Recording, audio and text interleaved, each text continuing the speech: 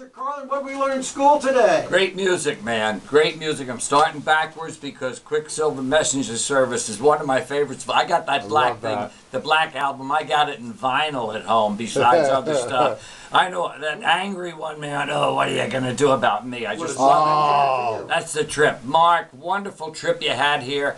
You rang so many bells with me, like Twisted Sister. I got an album at home that they wrote all over for George. They met him at an airport. Wow, I love that. It was instant rapport, you know. Yeah, wow. And then you started with Leonard Cohen, man, knocking me out, one of my favorite dudes of all time. And then you came in with other music. Gus was there, took me to the Upper West Side, man. Used to be fun. You know, you'd be over there with a couple of honeys or something, and down the road a piece, the Puerto Ricans and all would be on the bongos and congas, and it was a beautiful summer night. You know, free. You didn't have to bring a radio, but those were happy days. Love that Donnie tune. Love Joe. Joe, you started right in, busting him again. That's your job, and you do it well. And I got no empathy for teabaggers because they make their own misery. I don't waste empathy on people that are making themselves miserable about non-meaningful stuff. Who cares if 50% of the people are white or black or Hispanic? I don't care about all that stuff. What kind of a person are you? You only can go into two categories. The a-hole category and the non-a-hole category. And it ain't got nothing to do with what you are, or if you're still, you know, a person who goes to church. I know you won't be hanging out with Joe if that's one of your habits, because, you know, church is not a real big thing with many of us. And what else did we do today? Oh, Isaac, you guys, I'm amazed nobody said that was the best practical joke of all time.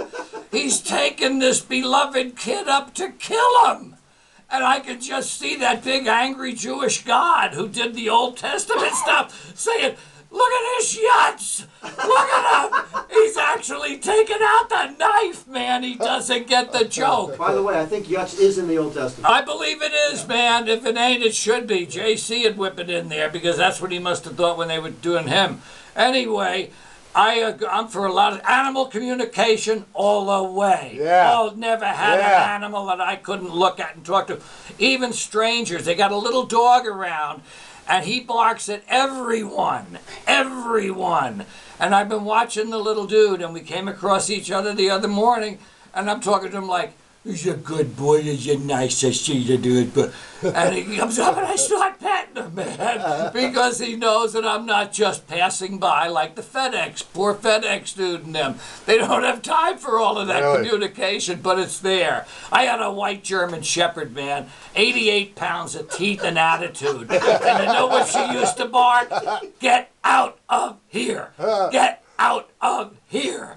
And trust me, you didn't even want to come close to our gate. A guy selling spot remover was starting to open the gate one morning, and Marlene told him that's a bad idea.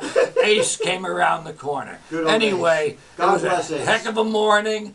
I'm immersed in music and animals, and those are good things. All right, well, we want to thank Patrick Carlin, Mark Master-Harklerin, Donnie on iTunes, Amazon.com, Joe Raiola.